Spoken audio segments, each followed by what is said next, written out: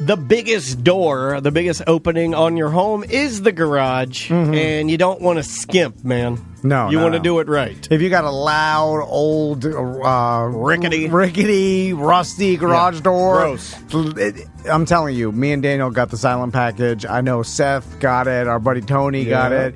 Your father-in-law. Yeah, my father. Well, he got a full, brand new garage door. In fact, he had them back out. He got this new version where the actual unit is side-mounted.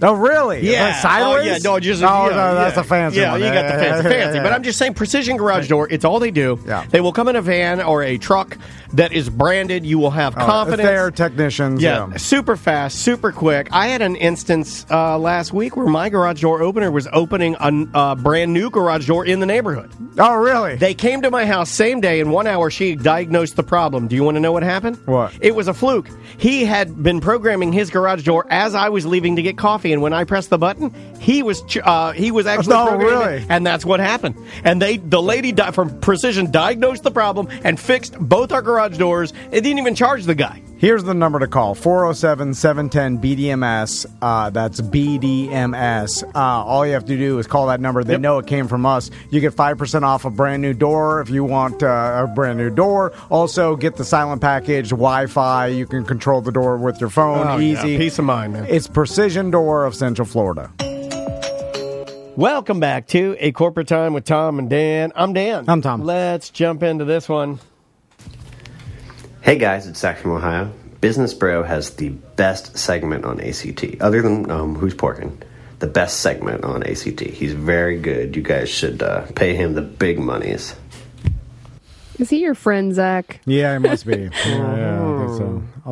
Although we haven't heard from him in a while. Wow, we kind of, you kind of know which bits are going to work and which aren't, right?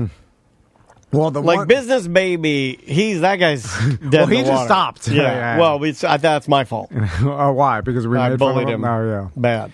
Usually the bullying doesn't really. It usually has a counter effect. Yeah, it usually pulls them in. But Business Baby was out. Yeah. No, Business Bro, he's out, but I don't know why. I don't know. Yeah, I know. Chris Streama's going strong. Yeah. Who else do we have? Remy. Now, Remy, you wanted to do some man on the street stuff, and I told him about that before Christmas. Oh yeah. That's and he will not leave me alone. yeah. I still want to do that every day. He texts me, man on the street, man on the street, man on the street, man on the street, man on the street. Yeah. The problem is I don't want Remy representing us as he's man on the street spitting in everybody's face around that town, you know. Yeah, and then, so what am I supposed to do? A lot of these things made more sense, like in a pre-COVID. Yeah, I guess. Yeah, well, I guess we'll have to see. But a lot of those bits did fall to the wayside. You and I were even talking this morning about doing something to spice up Weird Job Wednesday. Yeah. We got Canadian Josh and EJ. And, EJ's bit is our weakest, I feel like. Oh, yeah. I just wish he cared about it. We give him this platform. He thanks us every week, and I'm like, well, if you really wanted to thank us, you'd put some time and effort into your bit. Yeah. That's Make it like better. the best thing you can do for me. I feel like a parent. The best thing you can do for me is take the skills that I give you and use them to the best of your ability, because then that lets me know that the time that I invested in you was not wasted. Yeah. It's like Tiger Woods' dad. Yeah. I am Tiger Woods' dad. I'm just like him. Yeah. But in small. every way. I'm like small, non-military. And white. But pro-military. But I'm just not. Yeah. Just not big at all. The second part of that Tiger Woods documentary, I'm going to talk about it. I would have talked about it this past AMT show. Yeah. But it's. I enjoyed that. There's a few parts in it that. It's rough. It's embarrassing, really embarrassing for Tiger Woods. Do you know the most embarrassing thing you've ever done? This public? I'm trying to think of. It's hard. There's a list of a million the clown stuff. I have a theory though. I think because you've done so much of that you may not have one. It's almost like in a weird way you're impervious. Yeah, that's up there for me, Sam. The what? OLE. Our OLE event. That was embarrassing. That was pretty embarrassing. Yeah. That was embarrassing that we did all that. Yeah. But I'm passing it off to all of us, so it's not single-handedly. I'm not in on that. I put that one on. I put that one squarely on me. The only one not in on that was Butler, surprisingly. Yeah. But if he was, it would have been no way part worse. in planning any of that event. Well, here's what I say. Ever since OLE and I've had a part in any of the events, they've been fine. Can you imagine how bad that event would have been if Butler had helped plan it? That's what I'm saying. Yeah. Oh, my Way worse. God. But you are guilty by association. You are. Yeah, because you should have known that we were going to mess that up, and you should have intervened. You know, I mean, the I people. tried beatboxing and letting you freestyle. That kind of saved it. Here's who's in trouble. I That don't know night. if that saves it. anyone on that stage, including Dan Cummins, their fault. That's what I say. When we Anyone on the stage, those Oh, were God. the people that were required for. The most embarrassing part of that night was when I was playing chicken dance from my phone for the audience, and Dan Cummins yelled at you. yelled at me. He opened the thing and he told me to shut the F up. Well, you know what's not good And, is when your event is obviously going horribly wrong, burning to the ground. down. Me and Daniel just started pounding beers like it was going like it was gonna like I think we were trying to drink ourselves to drinking my death. beers away. Yeah. And then I stopped a little bit. Daniel kept no, like I just drank myself away. and fell asleep. And then we went and peed in the showers. Oh yeah, there's blood everywhere. How is that place still around?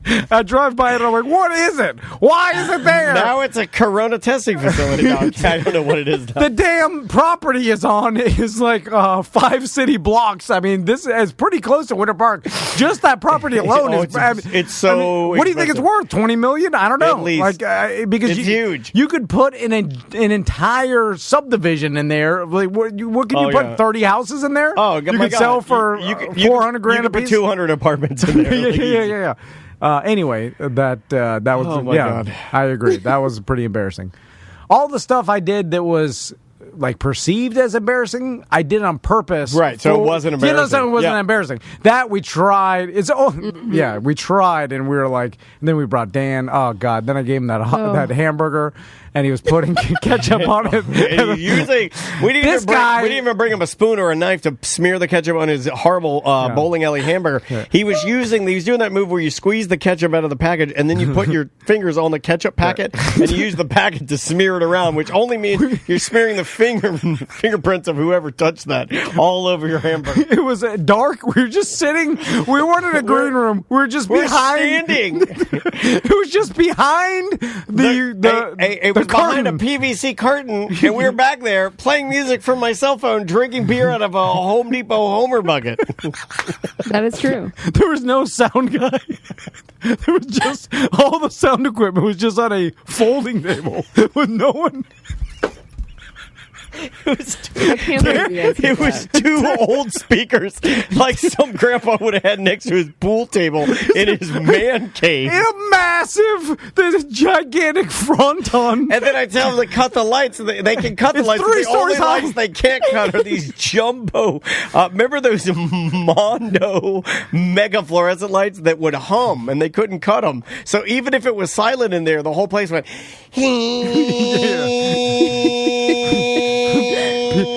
Because of these huge Mondo fluorescent lights. We send Ross out there. Oh my God. I blame him too on the stage. He's yelling, and then it's going real bad. And we knew it. He comes back, but he's an optimist. He comes back, people are throwing banana peels and screaming. I'm like, how is it out there? He's like, they're ready. They're ready. It's good. It's good to go. I fired him up red hot. This is a home run guaranteed. Ross is an optimist. You're right. He is. He'll power through. He's tougher. He's tougher than we are. Yeah. He's done more of that. You know, he's tougher than we are. He's like bomb to Ross. He's impervious to that. He can't bomb. Yeah, there's no situation you can put him in. He'll just power through. He'll just power through. At the end of the day, he gets in his van, drives away. He's fine. Yeah, we're staring we're babies. Yeah, we're staring at Dan Cummins. We're like, this is gonna go bad. Like we knew. Oh God, how embarrassing. Why did we do that? That's just. I can't even talk about it anymore because it's so bad. I am sorry. I didn't even mean to bring it so up. bad. Let's take a break. And then 6 months later, we use a Hard Rock Live.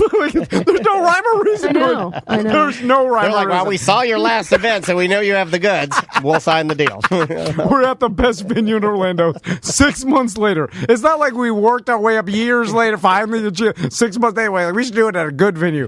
Like, no S, of course. Anyway, sorry. Bye-bye. Welcome back to A Corporate Time with Tom and Dan. I'm Dan. Tom. Hey, the poo-poo flies are back. Is that the fish tank?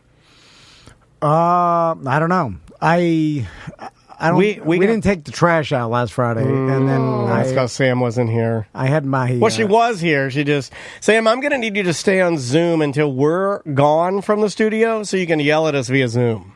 Okay. Okay. I left my half pound of oysters that I was eating on Friday. I left those strawberries from Hollowbox, and that was like 4 weeks ago. I was going to Yeah. take them home, and you're like, I'll take them to Maisie. And I'm like, okay. Yeah. But I knew you were going to take them. Yeah. You never bring anything home. Oh, no. I brought my chili. Daniel left it in I there. left it in there. He says he wants me to be a normal human and bring him gifts. Oh, it's my fault now? And then when I do bring him Victim gifts. blaming. My God. Yeah, you bring up I love victim blaming. Most of the time, it's your fault. Not all the time, just most of the time. Let's do some voicemail messages. Why were you walking there? Why don't you have a gun? I mean, you knew what you were getting into. Let's try this one. So I was listening to the Friday Free Show, and you guys were talking about there not being large panhandlers. But over here in Brevard County, there is a rather large woman that stands over, I believe it's Ellis and Wickham, whatever. But she stands over there with her sign. She's huge, and she does I shouldn't say that. I'm going to get in trouble for whatever, she's jumbo. Is that what you guys said?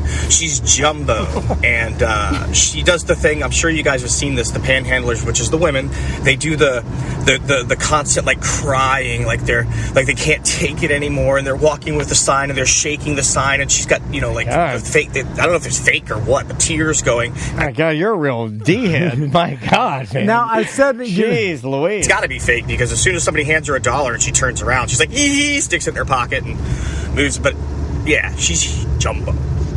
So, I said you don't see any male big panhandlers, and because I said the female can get away with it using the pregnancy. He was oddly that specific, sir. He did say that. Yeah, because I feel like there could be big female panhandlers because they can go the pregnant route or something. You know what I'm saying? And but big male panhandlers, I don't think would get enough money because people would be like, "Oh, you're not hungry. I'm not going to get you."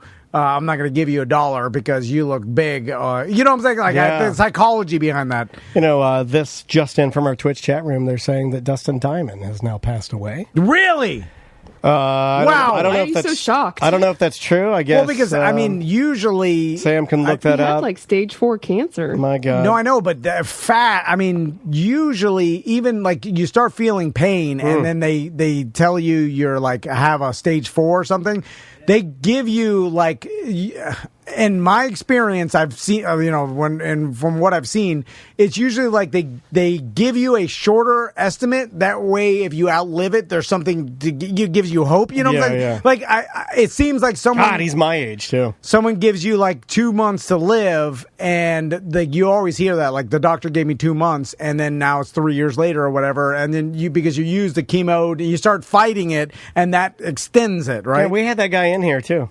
And so I think they caught it too late. They caught it when he already had like a tumor in his neck, and he already is feeling pain, and that's usually bad when it's already spread. But usually they do aggressive chemo, and that will extend because this was less than a month ago. That's what I'm saying. It was less than a month ago. I'm not really sad. I'm not surprised he passed away given the seriousness of the stage 4 cancer. I'm surprised it happened so soon, right? Like usually it would have been. Who knows what they were revealing though? Like a lot of times, maybe the person even knows and just chooses to go their own route, or like not fight it. Not even fight it, or not even talk about it.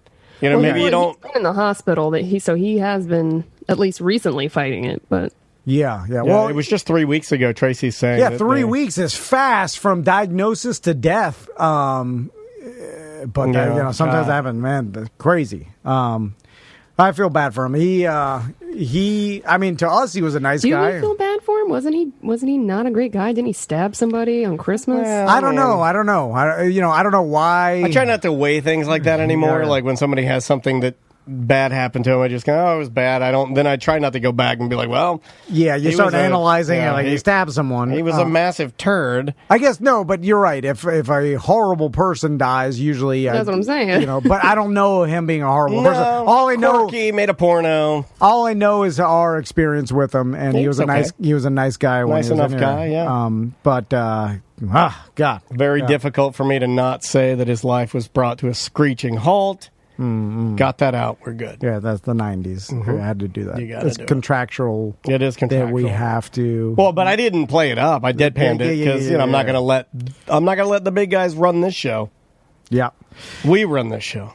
That's where it goes to show you have to just do the things that make you happy. Because write that down, Sam. Right. Mail that to the studio so if I can put it on a shirt. Remember, guys, don't be like Screech guys. Do the things that make you happy. Yeah, I guess he did that. So did he? I don't know. Now we got confirmation that the movie he was in, his porno, that was a stunt actor. Correct? Yeah, I think we talked to him. He even admitted that. Yeah. Yeah, he did it. It was kind of like the beginning of trolling on the internet. Like you do fake. He realized that this would spread around if he. Plus, he was probably taking a page out of the old Kim Kardashian book.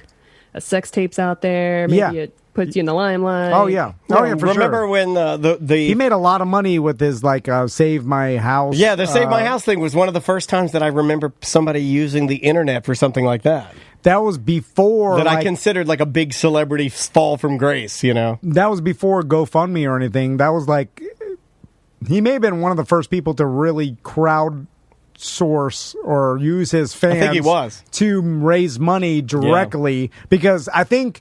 Enough people bought those shirts that he made like $50,000. We tried to buy one. Do you remember? Yeah. We tried to buy one, and then they were all sold out. It was the beginning of, hey, I'm going to directly market whatever to my fan base, which was huge because Saved by the Bell was so gigantic.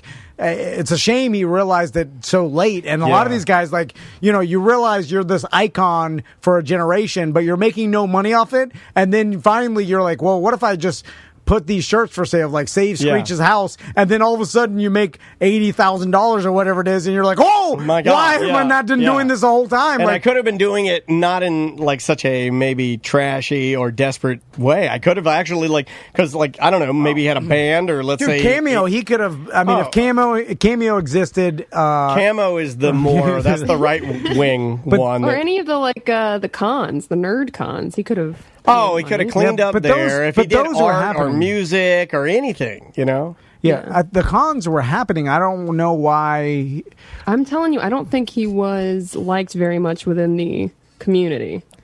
Yeah. He got a certain reputation. I think he was a D-head. I do. Right, and so I think maybe he lost a lot of opportunities because of that. Yeah, I could definitely see that. Well, it's sad when anybody passes away that young. 44, my age. Yeah, especially and some with cancer like that aggressive. That's got to be super rare. If you're gonna take somebody, you take Lisa Turtle, right? No, come on, come on, right? Come on. Hey gang, it's Zach from Ohio. Rank the show members from highest to lowest carbon footprint. I'm assuming Tom has the highest carbon footprint and Dan has the lowest. Travis is kind of a wild card, and Samantha, she drove a truck for a long time, but that's sort of Tom's fault, so I don't know. Yeah, I put that down as Tom's fault. I would say Butler's probably on the lowest just because of his wife, right? Yeah, his wife is super environmentally friendly. And then you might be second because of your wife. Well, yeah, because too many vehicles. Daniel has the highest. Daniel, I saw him punt a chimney and straight iron. Daniel will throw away anything. I will, and then but I have waste small, as much efficient vehicles. Tom is the China. This guy owns a boat he doesn't even use. Well, that's not no carbon footprint there. It's well, the other guys that are using it on the river every weekend when you're not. You're right. Daniel's not. He doesn't drive that much. No, I do have a big vehicle. Let's see. I am the most wasteful when it comes to throwing things away. And I buy a lot of Chinese new tech and use it one time and then pump it in the garbage. Well, no, I save it. Oh yeah, but it's Chinese garbage. Well, until it's time to clean out. I don't know, man. I think you definitely got me at the house department because you guys are more frugal with your water. He's got a Trump truck. He's got a boat. Yeah, but he doesn't use the boat that much. And the truck, four-wheelers. The truck's only 7 miles a day. That's not that much, or like 14 miles a day. That's not a lot. But I guess your wife drives a lot, but she doesn't count. Big SUV. Butler drives the most. Yeah, that's true. Yeah. The distance-wise.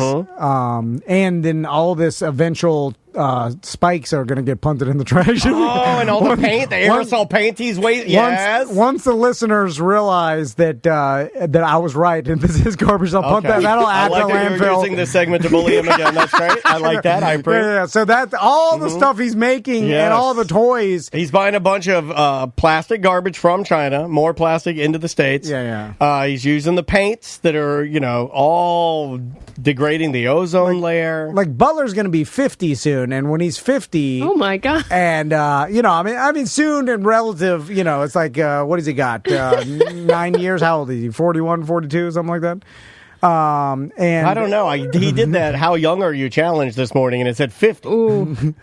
Oh, I saw that. Yeah. I got 20, but it's just. I feel like a kid on his 50th birthday, and his wife's gonna have like multiple practices. You're mega rich and stuff, and then she's gonna put her foot down and make him throw all the Star Wars stuff in the garbage, or at least move it to a storage facility. Yeah. And then it'll sit there, and then when he's like 58, then they'll finally dump it right. I've never seen an old man that has toys.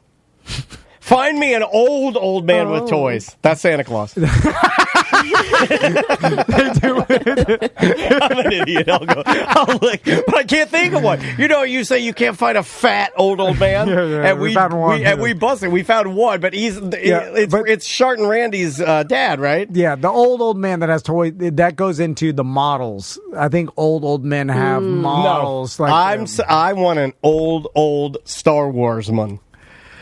I want he can barely walk around his collection. I'm sure. Okay, think in the 70s, if you were super into Star Wars at 48, there were butlers 50. in this. In 1982, there was a 70-year-old butler that loved Star Wars. And then now, if you're if you were 40 or 50 back then, you're 80. Oh, you're almost dead. And maybe that Boba Fett, it's a trap. You're right. Or do you get to a certain point and then you grow out of it? You embarrass yourself. Your old real men mentality doesn't let you these things. Well, it's hard to check the conservative box when you're voting when all of your buddies know that you wear Yoda overalls. You get mad at. I imagine the more you're grumpier and you're more angry at everything around you, and then you like you. The Star Wars doesn't work anymore. It doesn't calm you down. No, making spikes doesn't work anymore. What makes you mad looking at it? Because it reminds you of your youth too. That's another thing. I'm sitting here making more spikes. Nobody's ever made a spike for me. Play another voicemail. All right. How about... let me get rid of that guy. Let's try this one right here. Hey there, guys. This is David calling in from beautiful DeLand, Florida on a cool Saturday evening. Listen to an ACT, I believe, and you're talking about... being with your wife when she's giving birth and looking at it. That's one of the many looking at it ones we did. Here's one on court siding. Do you know what that is? Hey guys, Bubble Bath Billy here. I was wondering if Tom has heard of this gambling scam called court siding. And I apologize in advance if this is a little bit long-winded, but I found it interesting. I think you guys will appreciate it. So I saw a short documentary on YouTube about it if Tom gets interested and wants to look it up. But I guess the sport where it's most easily exploitable is tennis. And it involves taking advantage of the live sports betting. So, you're not betting on the result of the full match or game, but you're actually betting on every individual play or point, I guess, in tennis. And so what you do is you have a team of like 2 people, and one person just flies all around the world going to tennis tournaments, and they sit courtside, which is where the scam gets its name. Then the other person is back home, logged onto the gambling website on their computer, and what you do is basically before every point is played out, you pre-enter your wager amount, and then you just guess whoever you think is going to win the next point. So just a pure guess. If Serena Williams is playing, she's good. You might just guess that she's going to win every single point. So you get that bet set up. And then the person who's at the match, you guys are talking via Bluetooth headset, and as soon as the point is played out... Is this where you're going, man? Is this where you're headed? Oh. This type of gambling? I like this. Shall I let him continue? I see what he's saying. So basically... I saved this one for you, buddy. Yeah, so there's a new element, and really it's the new edge in gambling because every other edge has really been kind of... grinded out of the system, you know what I'm saying? Because there's so many people and there's so many people that are good at it that you're not there used to be like professional gamblers that would find loopholes in the system, or certain casinos would put up numbers that were off, and like they did a lot with props and stuff. And so these guys would find these things and bet them the max amount to like basically take advantage of them not looking at it very like these obscure things. They'd find a way to give themselves a better than 50-50, which is the way to do it.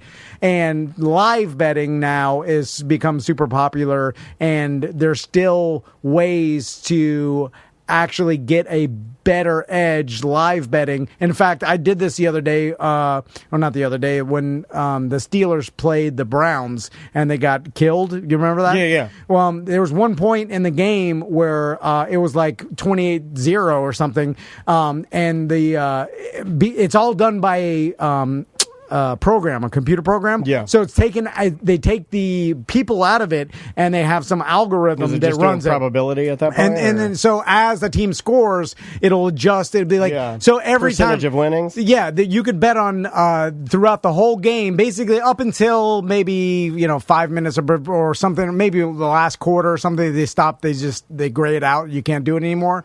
But at one point in time, the Steelers were a plus 21.5, right? And so I bet at plus 21.5 because I realized the computer algorithm, like they were losing by so much that it went up to 21.5. But I knew that the Browns would slow down and the Steelers they'll start playing pretty good defense. Chase the game, And the computer algorithm not knowing that because it's not advanced enough, and so I got 21.5, which is absurd. And then of course they only lost by 11 or 15 or whatever the hell it was. But that was it was I had the best of it there. And so this guy's talking about how the people are cheating basically by because there's a small lag in time, and if you can get a bet in and know the future basically, because there's obviously the broadcast is a little bit behind, and then it takes a while to get to the people that are watching it. So that 5 seconds or 10 seconds or 15, I don't know how long it is,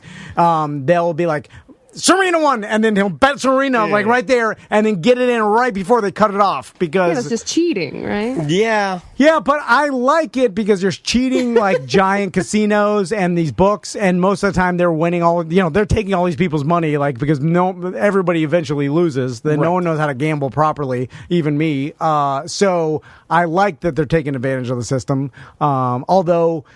For sure that this guy now he knows about it. It'll be they'll stop do it. something to adjust it, and you know what they do, or the computers will just get more sophisticated and better at what they do. These companies, like all the bookmakers, they're screwing the people too. They pay a lot of money for they get the TV broadcast license or like ability to get that in. So basically, they pay a bunch of money to get the actual live feed, the real live feed that like the TV stations get. Yeah. so that they're a couple seconds ahead of the normal Joe that's gambling on their Bovada app. That's interesting. Right? So you would have to be there to be on their level. Yes. Yeah. Now they're not getting exactly live, but they're getting the TV live, and we're getting the consumer live, which is seconds behind that one. Why you'd want to be courtside. So they're taking advantage of the fact that they know stuff before we know it. We're watching on TV, so they are cheating too. Kind of anything that's this complicated always is always unattractive to me. Like I like too much. Yeah, it's too like if you and I were going to like I'm okay with like if you said hey we're gonna do a scam I'd be like all right. If you were like here's our Bluetooth headsets I'd be like I'm out. You know, like if anything that hey we gotta have headsets in I'm just like I'm not doing that. That's how I was gonna cheat on my SATs when I was trying to figure out how to do it. My first idea was to get some sort of mini walkie-talkie or like way because this was like what the Beaver used for a first date, you know. And he's like, "Tell her she has great eyes." yeah, because this is 1999, so cell phone technology, they didn't have it. Yeah. So I was gonna figure out some sort of mini walkie-talkie that I whisper read the questions, and then my buddy the wizard was sitting in my truck. It was gonna tell me the answer. And then I realized it was a lot easier just getting him a fake ID and having him do it. Yeah, right? just cut to the source, right? But anyway, let's. We got time for one more. Let's do this one. Hey, Tom and Dan. You guys are wondering about what like the base pay for managers is for a lot of these like one-off chains. Well, I can tell you what like my base pay was for all the different levels of management I've ever done. That's this is Mike B, by the way. And it sounds as if he's about to burst into tears. And I want to hug him. My God, man. Yeah. Is this what it sounds like when you order an apple pie and a coffee at Burger King? My God, man. Why is this that, Mike? Yeah, geez Louise. You're shaking. I know that as a third manager, I made like 32 to 34. I know that as an AGM, I made somewhere between 34 and 37. And the most I ever made as a general manager of a taco restaurant was 45. I wanted him to be like $193,000. That was in a year. So I hope this helps. All right, guys. Love you. Say it, Tom. Say it back. Say that you love me. You know you love Mike B. Just say it. He's not going to say it, Mike. I like Mike propose. He's like, you guys ever wonder how much someone... A genius makes? the restaurant manager? Well, I'm about to tell you. No S, Mike. Yeah. I figured you were going to tell me. Hey, guys. I'm hanging out. That's got to be, Samantha, It's a decent amount of dough. Well, I was about to say the worst job for the amount paid being a restaurant manager. Now, I'm not suited for it because... I think I could do the Tijuana Flats.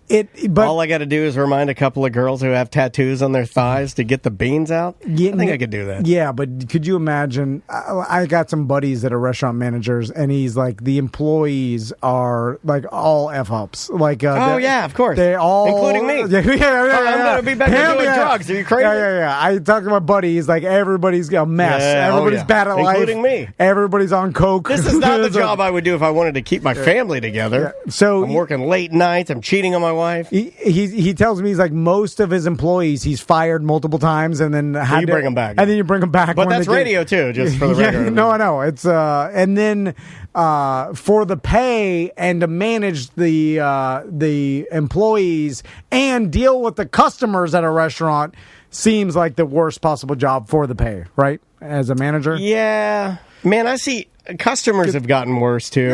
Your customers are horrible. Your employees are horrible. I am the horrible job. I'm a good customer, and I see other people that are customers, and man, y'all should be ashamed of yourselves. Oh yeah, the things that people complain about. It's like the same things that people complain about, like on Yelp reviews. Yeah, you know, it's weird. Like the things they complain about they don't even enter what you're supposed to complain about for a restaurant. It's crazy. This burrito tastes funny. We're like, oh, what does that even mean? Yeah, it's meaningless. I want it back. Like my money back. The color of the beans was a shade browner than I'm used to. What are you talking about? Yeah, and then if it takes 2 minutes longer than you expected, you're bitching and complaining, and then you're doing it just so that in hopes that you'll get a comped meal or a free taco the next, because you're just playing the system. My God, man. Yeah, and then so you're dealing with that, and then your own employees and bad hours. That's another thing too. My Pudge got out of the restaurant managing business because he told me it's impossible to live a normal life. I'm done at 2. He had the name for it too. He's like, by the time the place closes and we do all our cleaning, it's 2 a.m, and then we all want to go out and have a drink after, and then I get home by 4 a.m. Yeah, and then after banging out a waitress, you're cheating on your wife, and then I have to, I wake up at 3 in the afternoon, go back to work. He's like, it becomes a cycle of a horrible. And now he's an elevator mechanic. He's like a union job. Does 9 to 5. Look, I see him fishing with his kid all the time. Yeah, it looks like he's a happy boy, Pudge. That's a young man or woman's game, being in the restaurant business. I see people that have done it like lifers, and I'm like, man, that's got to be. You got to be built for it. I have a special spot in my heart, maybe because it was when I was dating the most. But I have a special place in my heart for the black polyester server pants. Okay. I'm a fan. They stink like B.O. Yeah, or smoke, Because most of the girls I was dating at the time would work those restaurant jobs, and they would smoke during their break. You slip out and you have a cigarette on your break. Most of the girls, I just have I like those. All your shoes. You pair that with some, some Victoria's Secret second skin satin thong, and you've got my 90s. You got to learn how to work with greasy shoes. Greasy shoes, yes. Yeah, everybody works in a restaurant industry has greasy shoes because you're just walking and exposed to grease all day, every day. All the grease. And it absorbs into your big white Reeboks. Jumbos. And then huge. They and it's impossible. You have to put you cannot air them out. They're grease shoes and they're wet. Like you can't Always get the wet. Yeah, they never dry. Yeah, perpetually wet. You can't get the wet out of your grease shoes. And that's what my grandpa said. It just guys. I'm surprised that there are certain restaurants that make certain foods. You ever think of a restaurant, let's say like a wing restaurant that serves chicken wings? Yeah. All they're doing all day from sun up to sundown are frying thousands of chicken wings. Yeah. There are because you've cooked bacon, before. I know you live in a vegetarian household, but you still use grease, you still use oil. If I fry anything in my house, even if I'm just sautéing anything, grease goes everywhere. Where is that grease from the wings? Is it just you can't ever every time they use their phone you have a smudge on it, right? There's not completely grease. It's grease all the time. Your hair's greasy. Sometimes I think of that and I go because let's say the restaurant's not going to be a restaurant anymore. For that kitchen, you got to bang that thing apart, right, and replace it. Oh, you burn it down. Because it's all, you got to burn it down. It's filled with the all the grease. Yeah. Just impossible because the amount it's getting in the air. It's in the ducts. Shots fired by Tactical Hat. What? He said it would take Buffalo Wild Wings at least, what did he say? At least 25 years to cook 1,000 wings. I love it when he complains about trash food. Because what he was saying that they're slow. I don't know. I never thought they were. But they go through 1,000 wings a weekend. Oh my God, a weekend, dude! Probably go through that a day, right? Yeah, probably, yeah. Because it's got to be. You only get at 10 a time. What do you mean? What are you like? I want the crepes. What do you? Oh, my wife does that. Oh no. Yeah, we'll go to a wing place. It's like Billy's Wings, and she'll sit down. She'll say, "How are your Amish pretzels?" I'm like, "They're garbage. Yeah. They're garbage. Wings. It's Billy's Wings. Yeah, all they know is wings. Why are you so dumb? Oh my God. Bye-bye. But I can sell you a full size one, but it's gonna be $1,000. yeah, see, but I'm not into because then I would go to Tom and be like, well, what is it doing for me for $1,000? Because I understand if there's some artists I'm not a complete moron, and I understand that there's like Daniel has got some art in his house that some local artists have commissioned for him or he's bought from him. Yeah, I have a bunch of stuff. And then exactly what these are. Okay, hold on. Oh, even that one's hard for me to go with. And I'm trying to be supportive. Because you will have to ask an artist, but I'm sure an artist builds their portfolio or reputation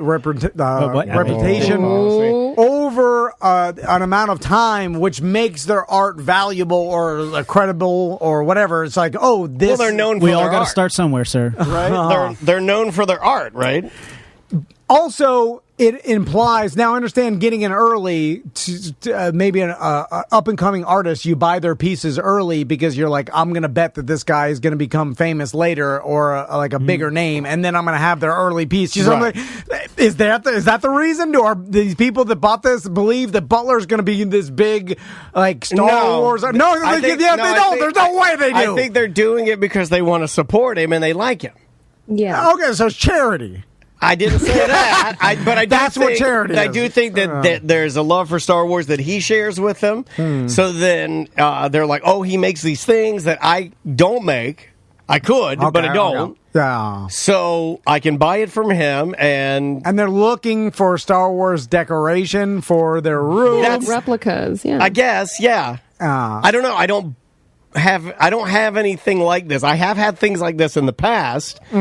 And I did buy. I bet you $100 each. Neither one of you could make this in 2 days. You don't want to. You don't want to go there with me. No, you don't. Oh, you brought Daniel. You can bring me in. If Daniel will prove you wrong. No, I will. And he'll come in. Not only will I prove you wrong, I will be. I can do anything that you can do 1,000,000 times better than you can do it. I am the Donald Trump of this company.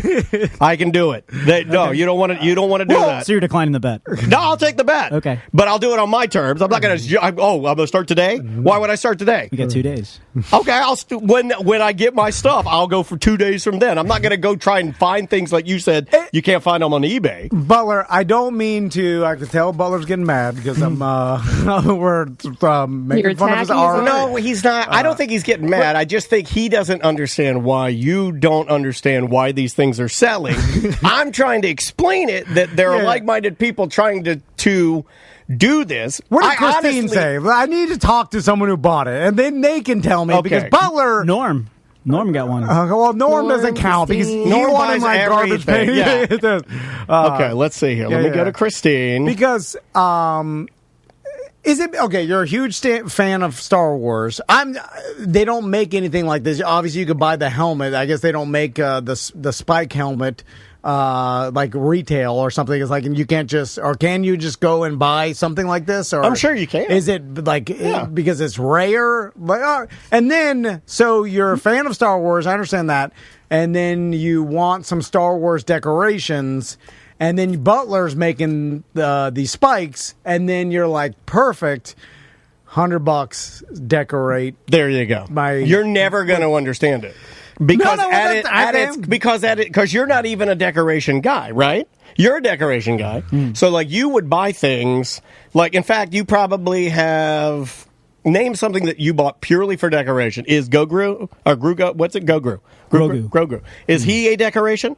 He'll be a feature in my office. That's a perfect perfect example. Feature. You've got a nerd. Now, it makes more sense for Butler to buy these things than maybe Christine. Let's see if this is Christine. Yes, it is. All right. Now you can ask her. Perfect. Now I don't have to try and explain something I fully don't understand because I was trying. So, first, how's the baby? She is fantastic. All right. So sweet. You got home with her and everything? Oh yeah, she's been home for the last 3 weeks, so we are good. Does he every 2 hours the whole thing? Man, newborns. It's hard. Hard. Oh yeah, I haven't slept in weeks, guys. This is painful. So Christine, you bought one of Butler's spikes. And I did.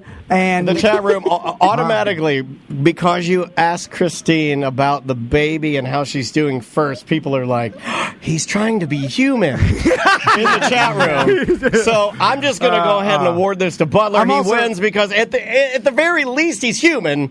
And they can relate to him because of his flesh-like ways. I feel like he wins. It's a form of manipulation, too, because I'm getting Christine on my side of the argument of swaying it. Are you? Yeah, because I'm asking, I'm asking her about her baby, and she's like, "Oh, this is nice." There's niceties, and then you're more. Yeah, but she's hearing all of this part. Okay. So, Christine, now, do you have a Star Wars themed room in your house or some sort of office space that you've decorated with a bunch of Star Wars stuff that you pride yourself in? And when people come over, you're like, this is my Star Wars room. Butler's got it. He's filled it full of all these toys and whatnot.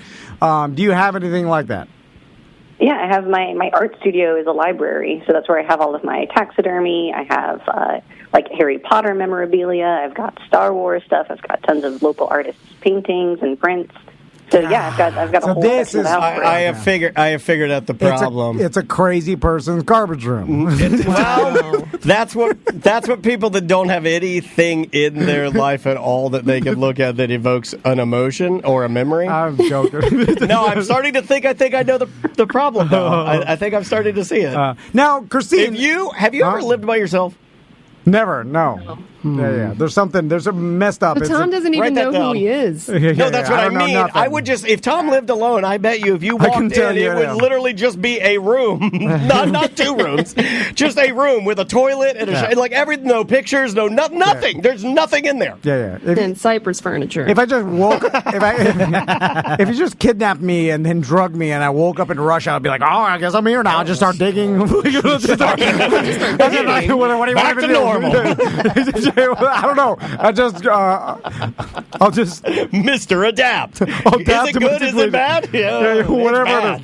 So, Christine, so you have a room that's filled with different artist stuff and like other art and sculptures and stuff. Now let's handle the big question that Butler asked and that you probably really offended him. Would you consider this art, Christine?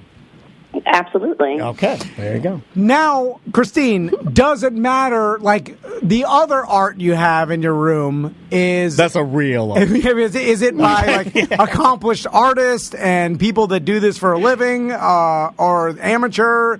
Is it all, Are you saying, like, on my iPod or on my iPhone, I have rap songs from Eric B. and Rakim, and I also have some ICP on there?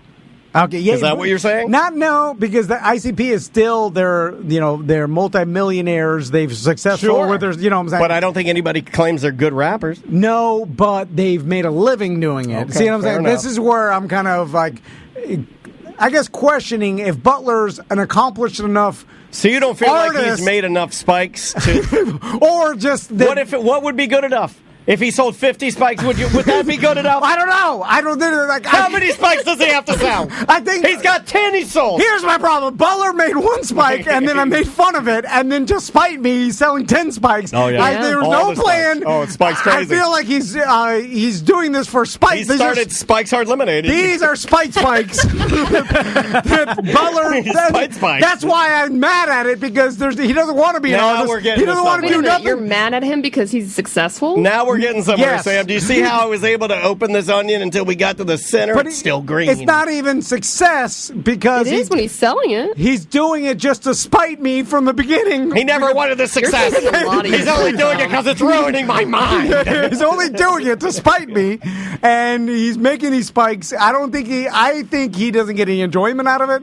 I think the amount of time. This is my favorite segment we've ever done. The amount of time. I love this. Is my favorite. Yeah, like he's made and then Christine. I think we got to the and I think they're all the listeners. Christine, I love you. Christine, she's just buying it just because she said it on the chat room. Well, she's on the line. You can ask her. And then she's crazy because her pregnancy. Her hormones are crazy. Like when did you buy this? You were giving birth, so you're delusional, and you're just like, I'll buy it. Anything. Duress. Under duress. You're under duress. It's like the kid on the Memphis 3 or whatever. It's exactly like the kid Memphis. Memphis 3. Butler.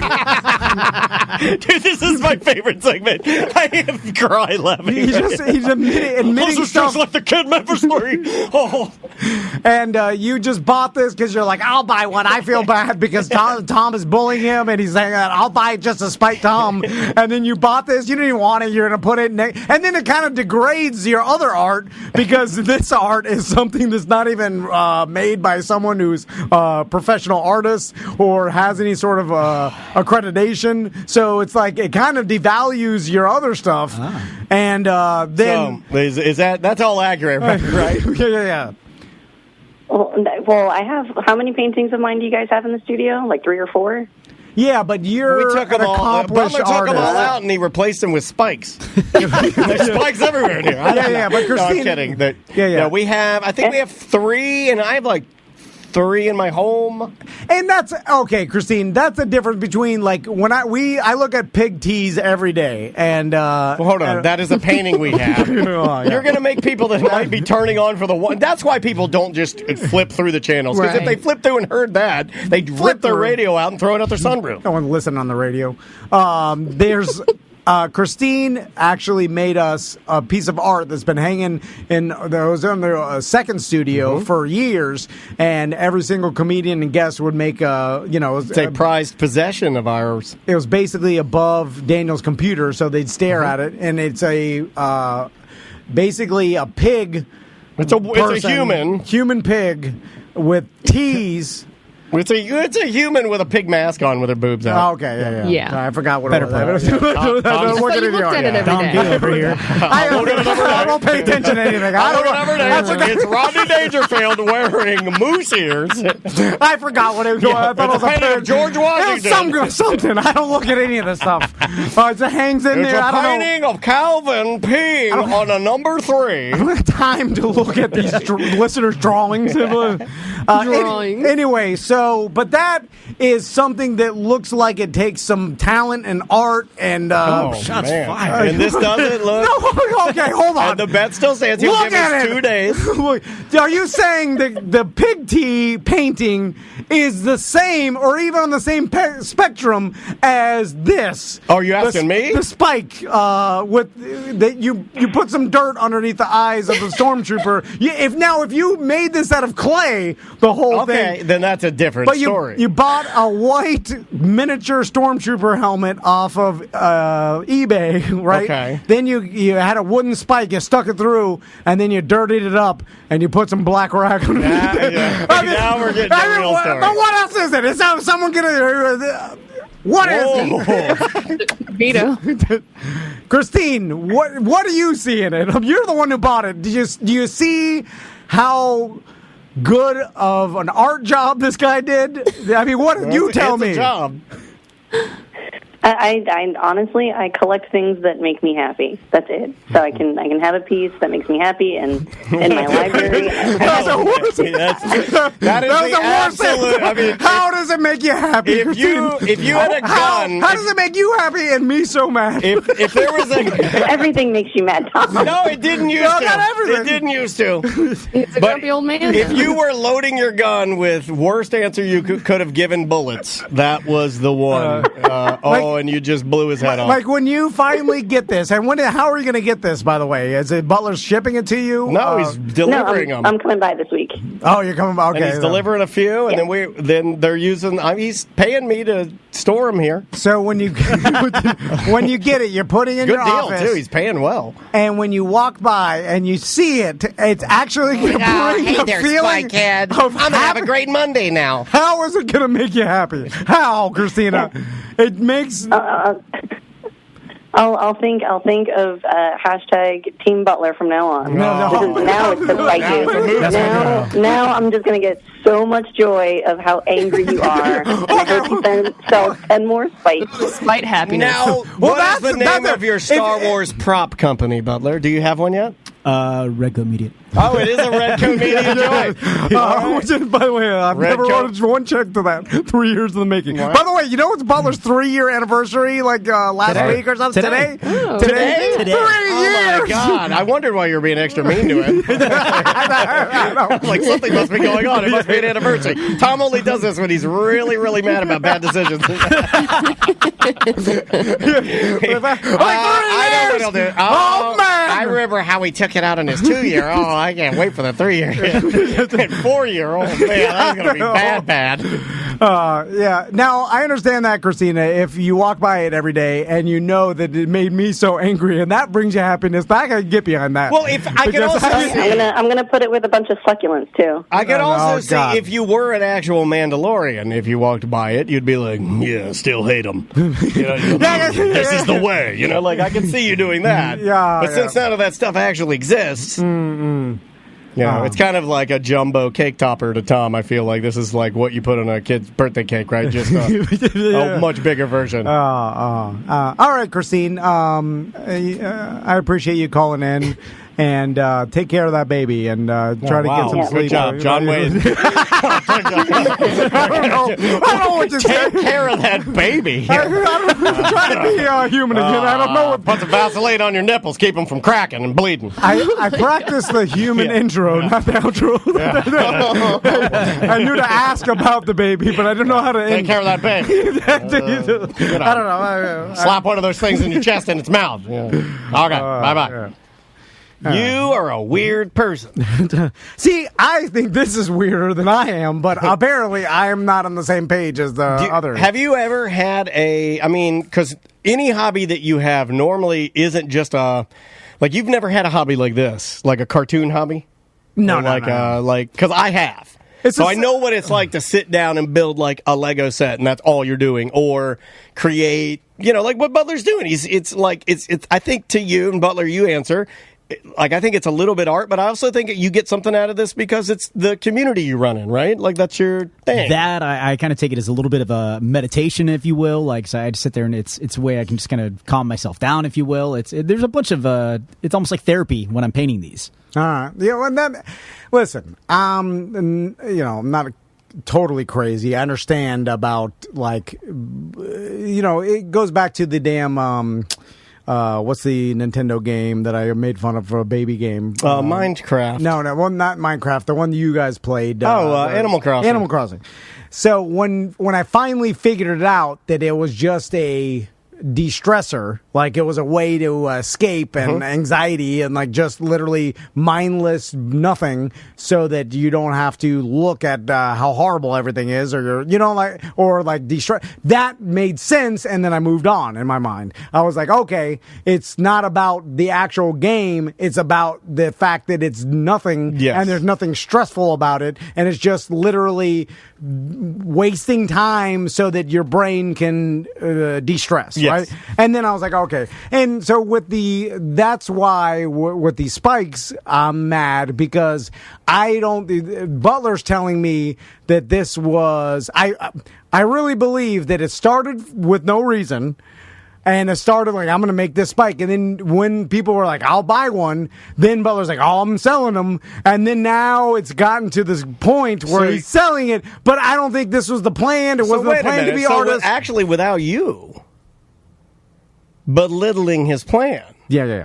There would be no 10 helmet line. I'm giving myself all of the credit. It all comes down to me finding a way to give myself credit. It was your tough love. Yeah.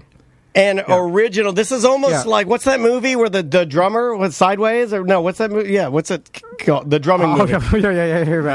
Where they old man yells at the kid. Mean as hell. A mean old drummer. I don't know. Yeah, the mean as hell drumming old man movie. This is that. You're staying on him. Yeah. It's like so Tiger Butler Woods' dad lives up to his full potential of making baby toys. Yeah. Because and then when this, Whiplash turns into a career of him making these things, I will then step in just like Tiger Woods' dad. Where's my commission check? Yeah, exactly.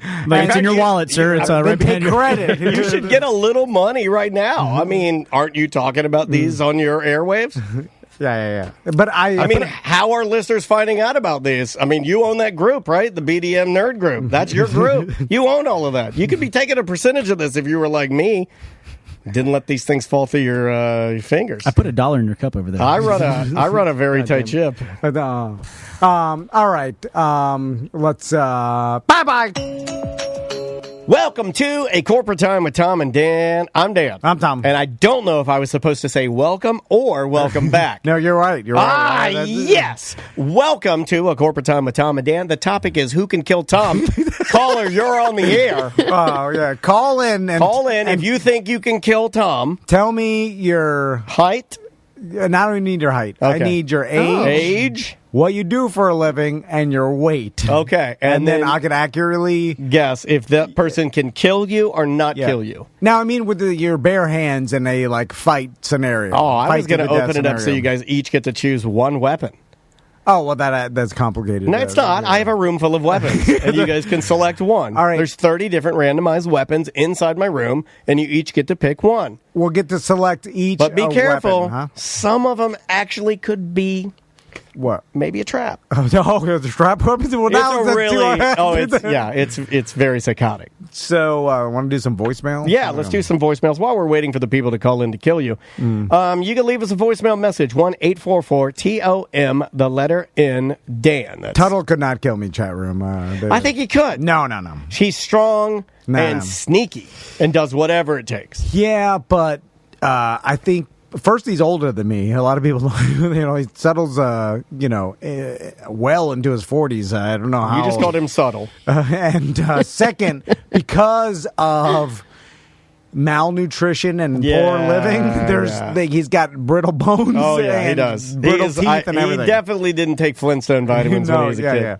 And poverty, that's not. He didn't drink milk every day. Poverty's done a toll on him. So then, not to mention the years he went through with, opiate abuse.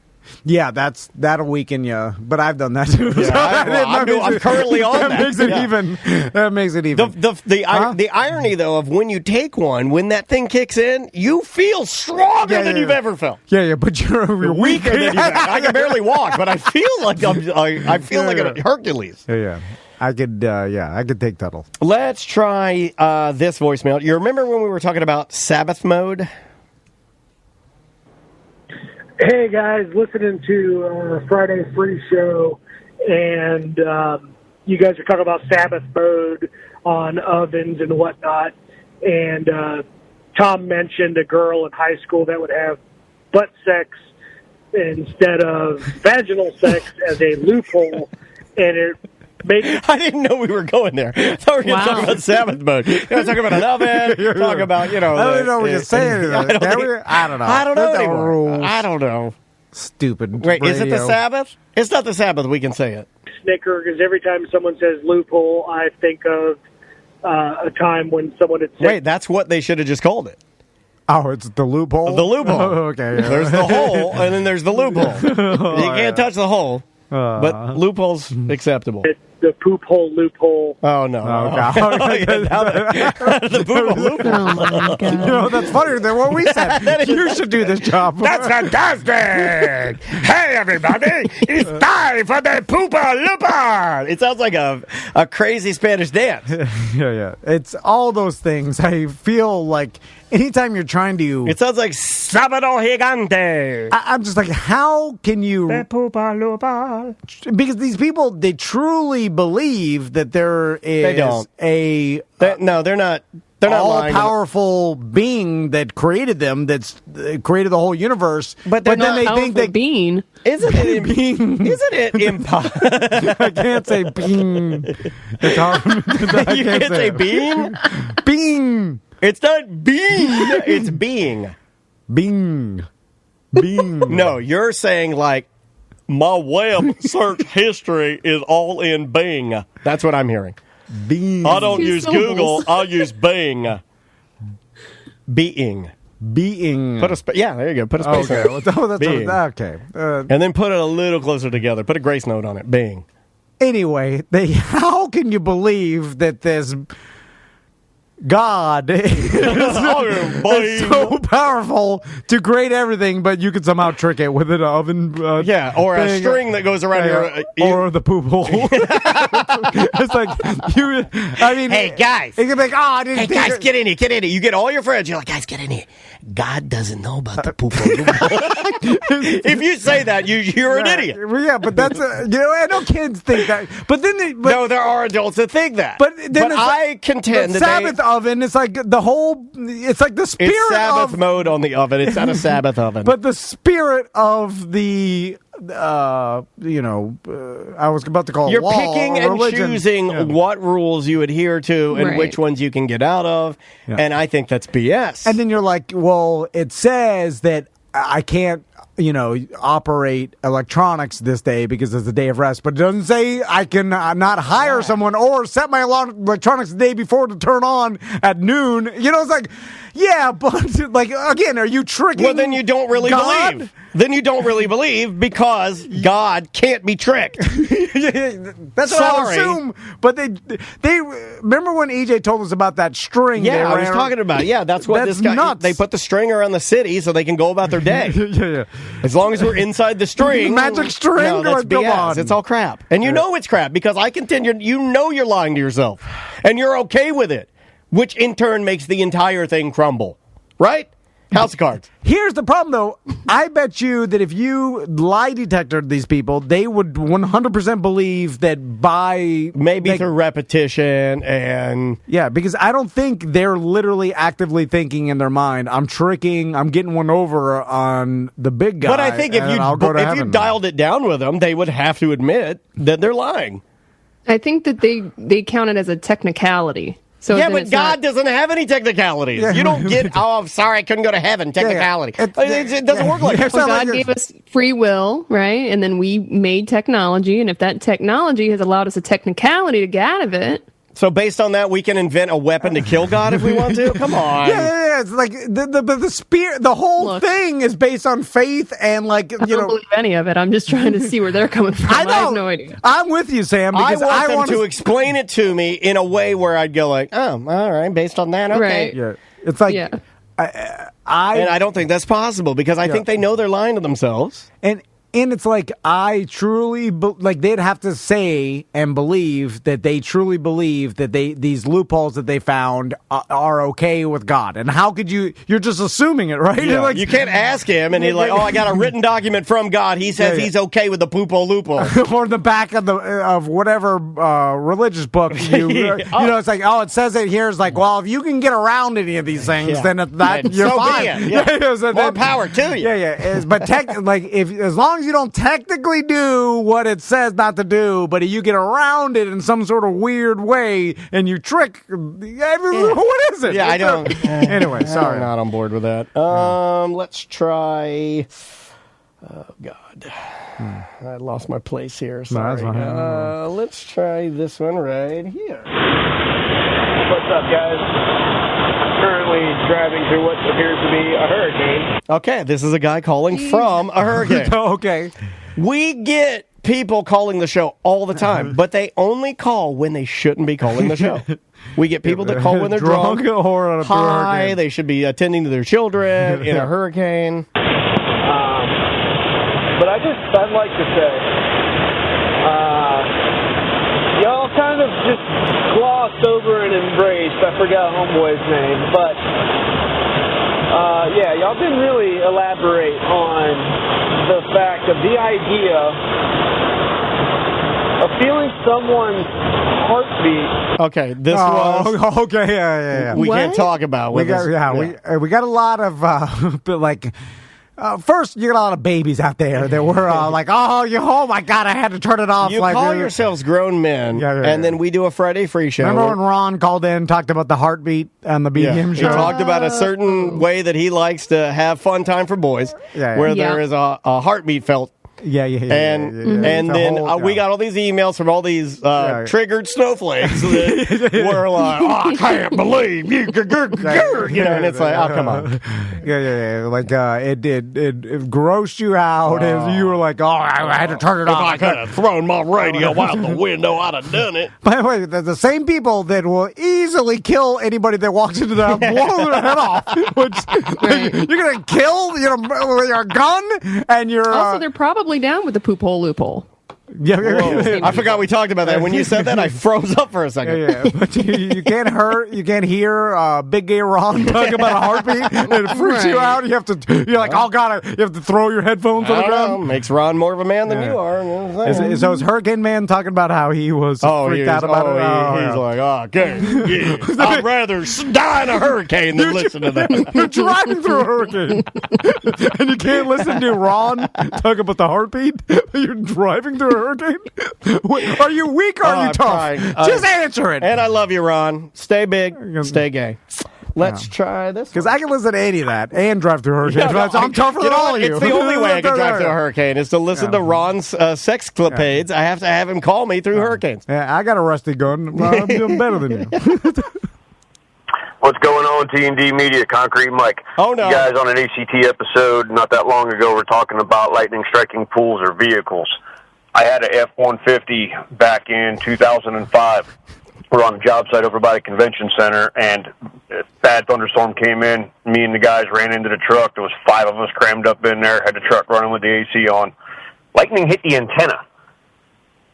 It shorted out the entire truck, melted the wire harnesses, everything electrical, whether it be the alternator, the dashboard, the stereo, all shorted out. The truck buzzed real loud for about 3 seconds and shut off. $7,000 later, and 2 months at Greenway Ford, and I finally got the truck back. But yeah, we were okay. Scared the bejesus out of us, and I wouldn't want to have that happen again. You have a good day. Okay, now there's a man that can listen to a heartbeat story. That man will sit through any Gay Ron story and salute it at the end. That's Concrete Mike, the toughest man. He's our toughest listener. Yeah, he's tougher than I am. He's tougher than anybody. And blew the goddamn cigarette out of my ear. That is scary, being like sitting in a car and it being struck by lightning. I assumed, though, because of the rubber tires, that it somehow wouldn't melt your car or whatever. Like I think I've seen videos online. Thought you weren't supposed to touch anything metal. Well, and that the lightning would disperse over it wouldn't the vehicle because lightning starts from the ground and meets itself in the sky, right?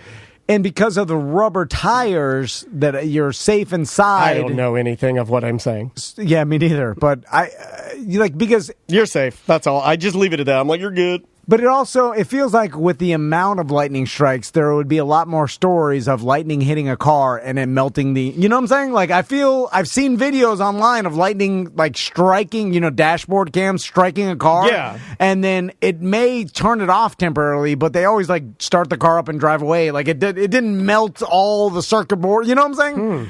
But apparently, I trust Mike and I believe him. I guess it can melt the inside of your. I mean, I would imagine that electronics and stuff. Anything's possible. Like, you ever been like super close to lightning? Oh yeah, dude. The last time I went down to Miami to visit my niece, Crystal's brother's new daughter, which was like, God, it was like beginning of the pandemic or whatever. The good old days. Miami has these like thunderstorms, and for whatever reason, like they're. It makes no sense because it's not that far away from here, but it seems way more tropical.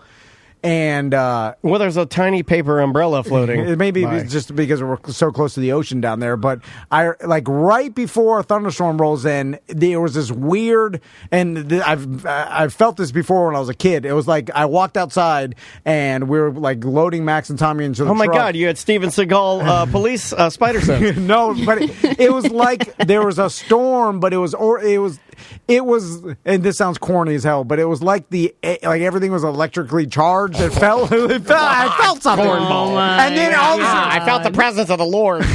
Oh, look, everybody. Come on. Hey, he's risen. He's risen indeed. Did you feel the heartbeat, Tom? Yeah. Hey, look, everybody. I know. Of course. Give me your pamphlet. Okay, I'll donate to your charity, sir. UNICEF. And I felt Mother Earth's heartbeat. It was electric. Get him. God damn it.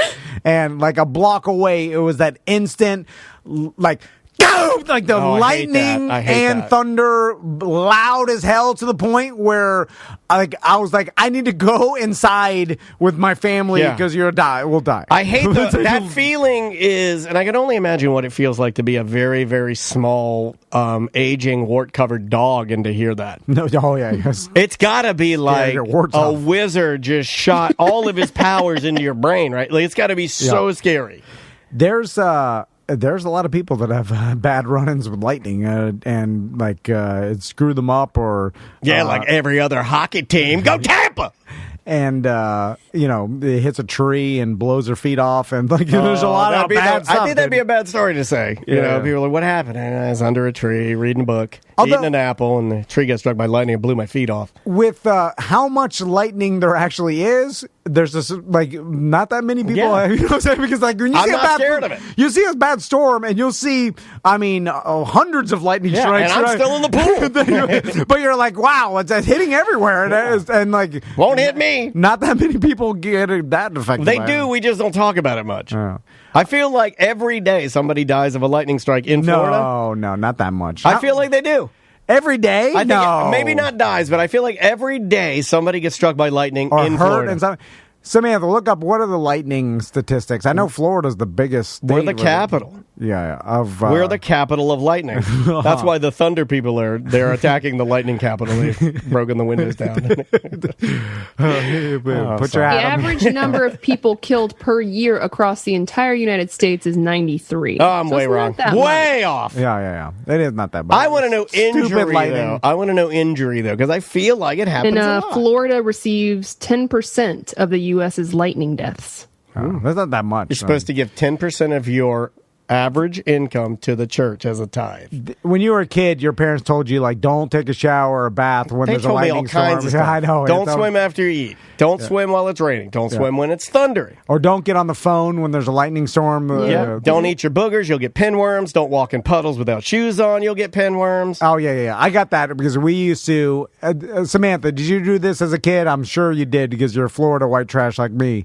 When a heavy rain, you go out to the local or like whatever road or like parking lot that flooded, and then you go just with a surfboard or you broke the fence off of it. And you ride behind somebody's car. Boogie board. And boogie board or bicycle, towing the boogie board behind you, and you just play. And that also included ditches. Yep. Oh, yeah.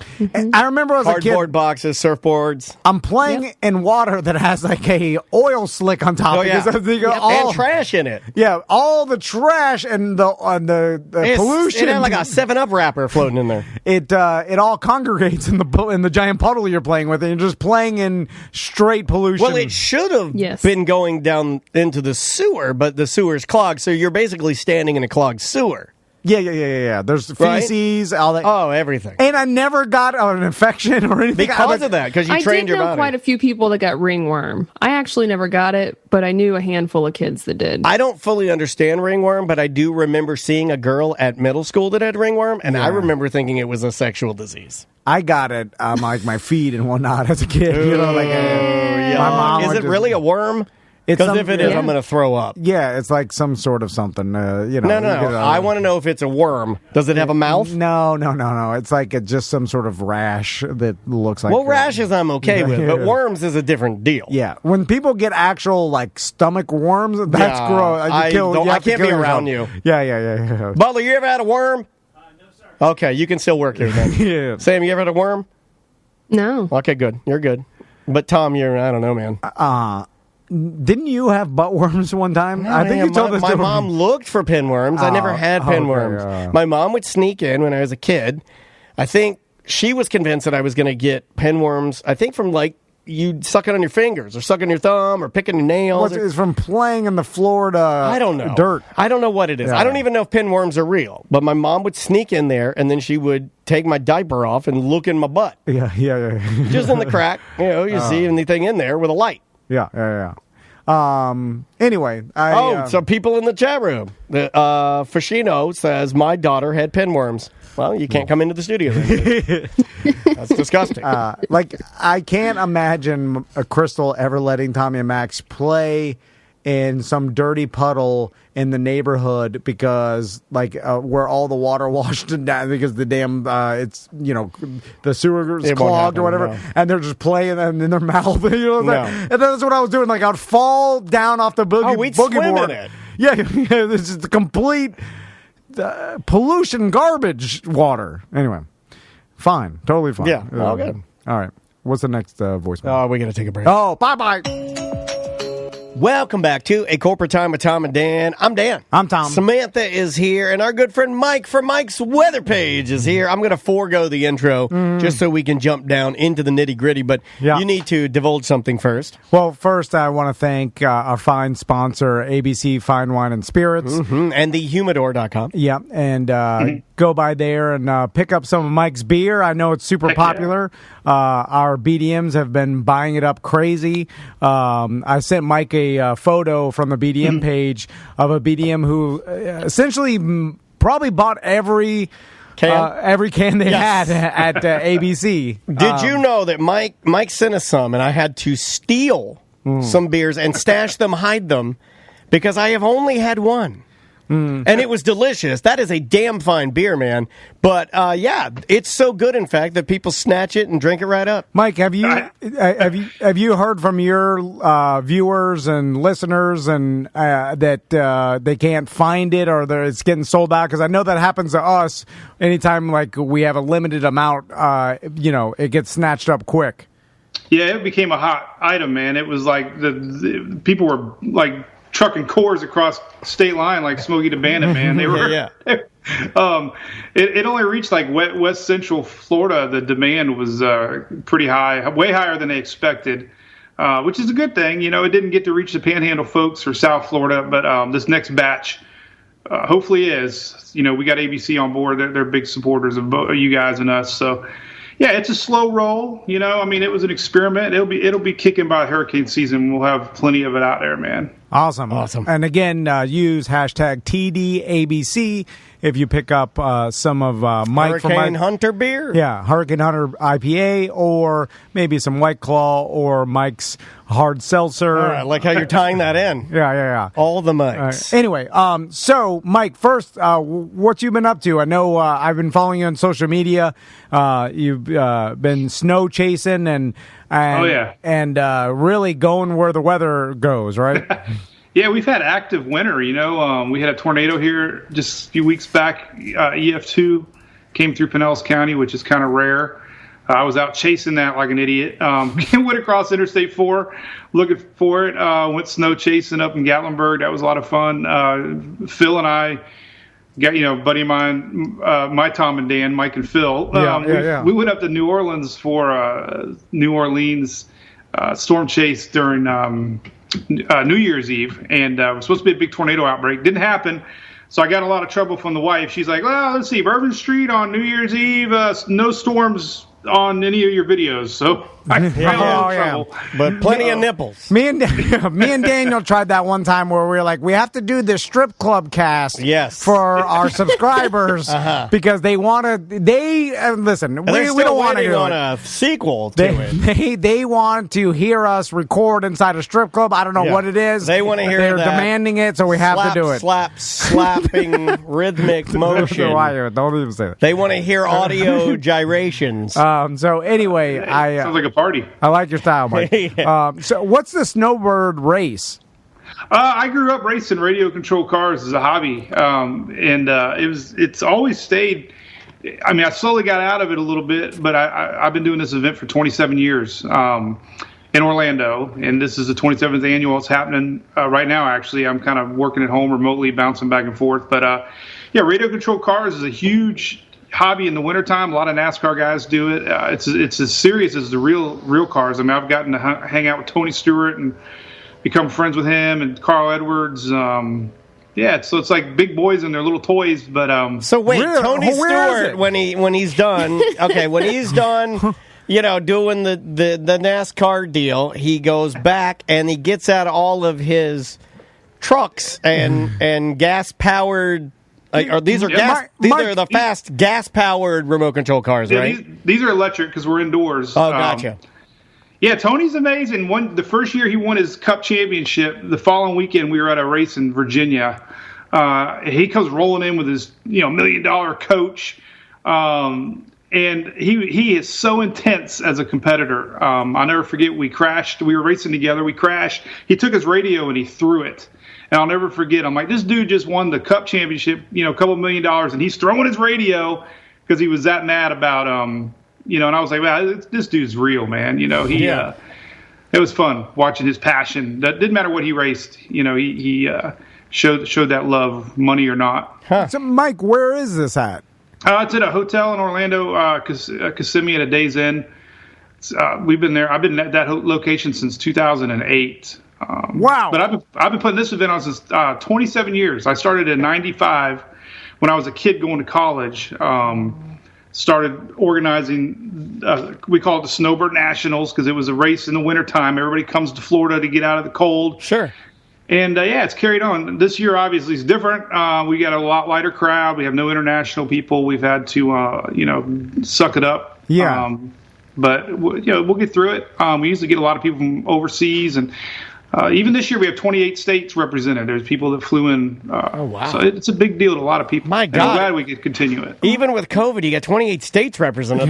That's a good turnout. So, Mike, by remote control, is there different classes of race? There's poor racers and there's rich racers. Well, I'm just saying, or is it just one open class? Like, what's the course like? Tell me more about this because now I feel bad that I didn't know you've been doing this for 27 years. And Mike, we would have promoted this for you. It's as if my wife told me she's a man. That's how I feel right now. I don't know you exactly like that, Mike. A remote control car enthusiast.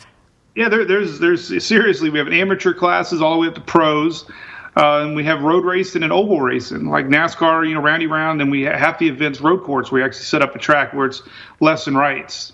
So it's intense. If you go to snowbirdnationals.com, there's a live webcam. We have live professional announcers and timing and scoring and, award presentations. And it's a big deal. I mean, you don't realize these are radio controlled cars. I mean, they'll have 10 cars racing inches apart. And that's why the NASCAR guys love it so much. It's so much like the real thing. And you work on them. It's a hobby. When I grew up in Orlando, there was a racetrack off of Narcoossee Road called Whippoorwill Speedway. And it was like the Mecca. Like every weekend, everybody in the whole Southeast went to Orlando. And that was my tradition growing up as a kid.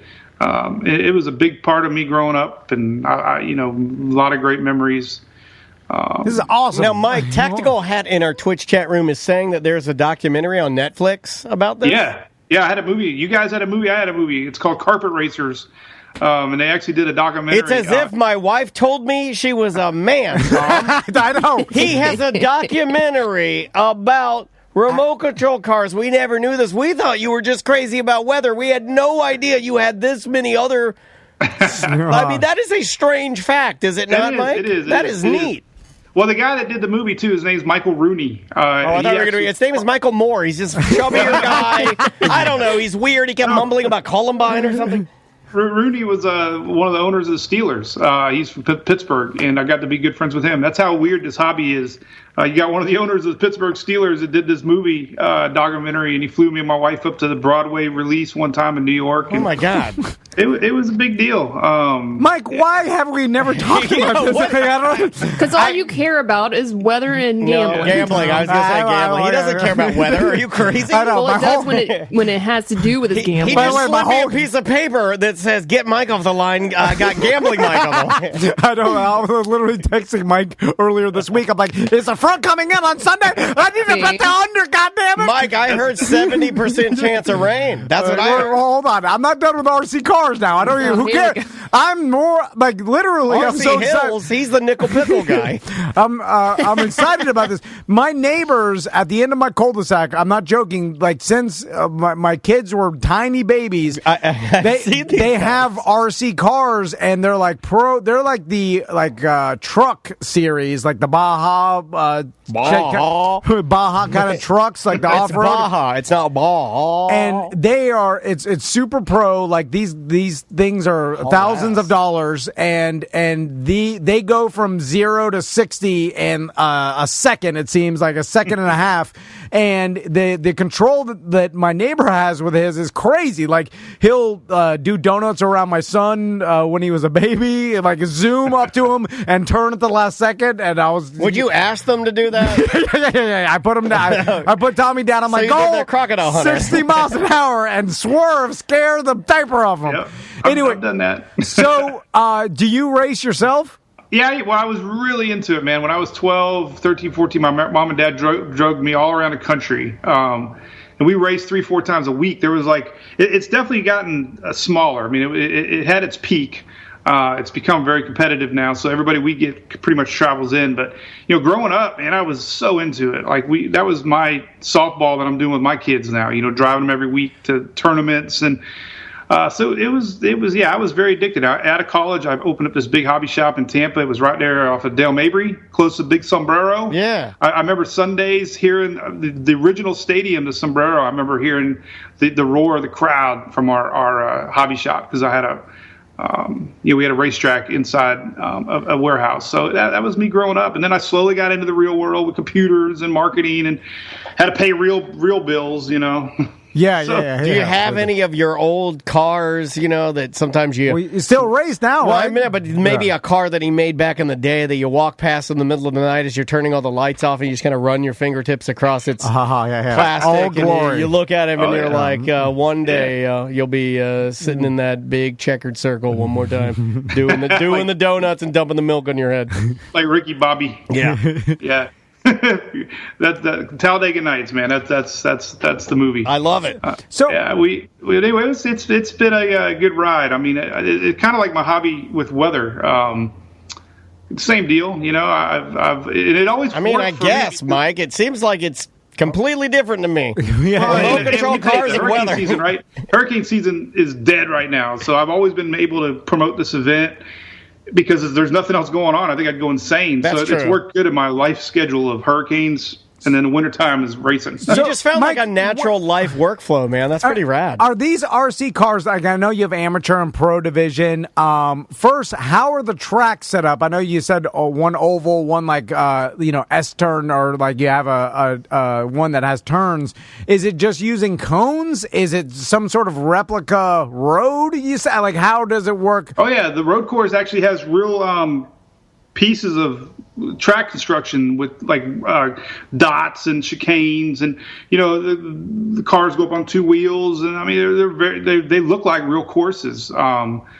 And the oval actually has rounded arcs and to simulate oval as best we can. So yeah, it's serious. I mean these race cars, if you like I said, I mean you might as well go to the website Snowbird Nationals. There's pictures. I got a guy taking pictures.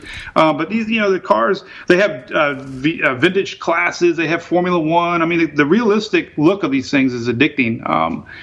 And that's half the fun. I mean we got and what's cool about our event is there's racetracks all around the country. So we have a group from Texas that comes in, and even Arizona and Connecticut. And, these people do this all year long, and then they come to Orlando for like the big Daytona. That's kind of how we promote it. And it's Speed Weeks right now in Daytona. I love it. 24-hour race going on right now. We have a lot of guys. You even have ring girls that present the trophy to the nerds, and that nerd's got a boner. Mike, I'm looking at this. My God, it's nerds with hot ring girls getting trophies. There's a flamingo logo. The flamingo's got the eye of the tiger. He's ready to race. You set up. It's like a miniature real life NASCAR track. It looks like asphalt. I didn't realize that there's carpet. Yep, it's carpet. It's actually a special carpet that one company makes that they race on.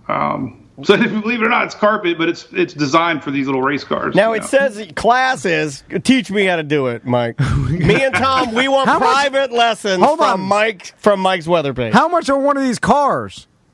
Well, you could thousands. I mean, the cars aren't as much as all the toys that you put into it, like fishing. You could buy. A fishing rod's $50. It's all the other crap you buy with it. Yeah. The accessories and But that's the hobby side of it. The guys that do this, man, they live out there in the little man caves, and it's probably been responsible for a few divorces along the way. It's a bunch of We know a dads. guy, Mike. We know a guy that played World of Warcraft, got a divorce, and then he blew his head off. Come on. Yeah. So, bad. Mike, with these cars, where's the best vantage point to drive from? Is there legally the rules you have to drive from the podium? I see that there's some sort of you mean like where? sage. Yeah, okay, I gotcha. We built a driver's stand that's up in the air. There's a tech inspection that you go through before you start. So there's you guys there's got a procedure. You got restrictor plates and. Pretty much. I mean, the classes are designed to where the motors are restricted, and everything's geared around technology to keep costs down. And and what's the coolest thing is we have a timing and scoring friend of mine comes down from Wisconsin, and he wrote the software for these things, and it's all touch screen, and you got little barcodes, and you come up and it tells you your lap times and how you ran the last lap time, and you get all this data at your fingertips, and they go back in their computers and Can they your friend analyze build me a bingo calling software? So Mike, with these cars, how fast can they go? And also, if they crash, I'm just testing out my car. Sorry, running in the background here. Per the rules of the race, if your car crashes, I imagine the other cars, because it's such a small track and they're so fast, all of a sudden they'd be lapped 3 times before an assistant can run over there and flip it over. You know what I'm saying? Oh, right. So how does that work, and how fast can they go? Well, at our little racetrack, they'll be hitting 50, 60 miles an hour. At open space, they can go over 100 easy. There's turn marshals. So after you race, it's kind of the etiquette is after you race, you go out and corner marshal, and they have designated areas for everybody to kind of stand. So like you said, you become the tow truck for the next race because the race goes on. There's no yellow flags, and you're being scored by time. So obviously you don't want to crash. And then you're racing for tenths of a second. I mean, there'll be literally 30 guys in a class. We only take 10 for the A main, and there'll be 1 second between first and 30th. In a 4-minute race, you could be a second behind, Dan, and you'll be not top 10. You'll be top 30, and that's a snap of the finger. That's how crazy. Yeah, it's just wow. And these guys are racing for hundredths of a second. They'll take a little shim on the front, and they'll go out there and test it, and it's very elaborate. That's actually one of my best friends through this hobby is an engineer for Martin Truex. His name's Jeff Curtis, and he is the simulation engineer for the top dogs at NASCAR, and he writes programs for the NASCARs that simulate every condition that could change on a NASCAR. Let's say 1 mile an hour wind versus 10 mile an hour wind, a little bit of sunshine, a little bit of humidity, a little bit of tailwind, and he adjusts, a little shim. And he did the same thing with RC cars. It's like that. These guys are they just dig it, man. They just. That's neat. Is there? That is neat. Okay, so can you have the most? If you just got big bucks, can you have the most expensive car? And the lightest weight, the highest power battery, but you know what I'm saying? You mean can you buy the best? Yeah, buy the best, but at the end of the day, it's all about the driver. Even the person with the best car doesn't automatically mean you're going to win, because maybe the person with the 4th best car, but he's the best driver, can got the most reps. Yeah. So how much does driving and the actual car have to do with it? Well, when I started in the 80s and 90s, you could buy horsepower, and it ultimately hurt because people with the biggest wallets could win. Yeah. But now it's the opposite, and it's very frustrating for people because it doesn't matter how much money you throw at it if you don't have a good setup and you have good handling race cars. It doesn't matter how much horsepower you throw to it if you can't get through the corner. And that's kind of like NASCAR. There's such a science to chassis and aerodynamics, all that tire prep. So that's the fun of it now. Is it definitely you don't get beat by horsepower. It's knowledge, and but the cool thing with the hobby, it's evolved to where there's a lot of classes. They still have these old legends, like bowling back in the day. Anybody who's listening, bowling's been around for 30 years, and they still have these legends that have been around, just box stock, archaic looking cars. But you can have fun with them, So there's classes for the serious guy, and there's classes for the beginner and kids, and everybody finds a spot, for sure. Is the universal? I get into it now. Now listening to Mike, my wallet is tingling. Mike, and I promise this is the last question. Then we'll talk a little Super Bowl weather. But we're out of time, Tom. Oh God, no! Is the universal standard for remote control the handheld with the tire? You turn the trigger stuff. Yeah. Oh yeah, that's it. Yeah. And is that considered the best way? I like a big wheel. Well, because sometimes you have the finger toggle control, but the handheld with the turning tire, do you have to use that, or can it be whatever configuration you want? Well, the overseas guys still use stick radios, like the old airplanes. You got the thumb and the finger. So it's weird. America's got the wheel with the throttle finger, kind of like the gun pistol. Yeah. And then overseas, they still use stick radios. We love our guns. That's why. Everything a gun. I like America's we use a trigger only. Trigger only. Here's a fun fact. Americans. This is going to be a gun soon. I'm holding up a Diet Mountain Dew bottle. Americans' fingers are for triggers only, and that's it. Why do you think we get so triggered? That's funny, dude. It's that's super interesting. Yeah, it's fun, man. It's definitely cool. I mean, yeah, I feel young, but to think that I've been 27 years doing this thing is unbelievable. What are the prizes? What's your flamingo mascot's name too? Well, we don't name them. We got the race is a snowbird, so we kind of keep a flamingo looking theme every year. I love it. The bird, the bird's a word. We always call it the birds. We make them wear cool little hats. They have to wear these, if you don't qualify good. We got flamingo hats to embarrass everybody. Oh, I like that. Yeah, we got, flamingo koozies to put your Hurricane Hunter beer in. ABC. I love it. That's fantastic, man. Mike, what do they win? Is it like a big prize? Trophies, yeah, it's bragging rights more than anything. Yeah. We give decent awards and crystal awards. We got this nice custom palm tree award. It's kind of a tradition, and they got some lit up awards for top qualifier, and all the lower mains get wood awards. So it's that's cool. You hear that, Orlando Weekly? You hear that? Mike gives out wooden awards, and he doesn't make you buy them. So, I'm very firm about that because I've noticed the same thing in softball. I've noticed the over the years, the kids are getting less and less and less, and that's happened in our hobby. It's like, they don't need it. But I've been really firm about making sure everybody still gets, even the lower awards. See, he's a good guy. Yeah. Mike knows. Yeah. Well, sorry to talk to you all about remote control cars and the RC race and the snowbird race, but if anybody wants it's snowbirdrace.com. Yeah, Snowbird Nationals. Snowbird Nationals. It's not snowboard. It's snowboard race. Go there. He's like, no, nothing like that, actually. I'm sorry. Who am I talking to again? So, Mike, the coolest thing is a live link on there. It says live racing, and you can. That's the coolness. Like right now, they're practicing, and it's really fun to watch. Oh my God! I'm going to watch this all day and pretend like I'm Butler while I'm getting my massage. Let's do it. So, Mike, real quick with the weather because I know we talked a lot here, but so.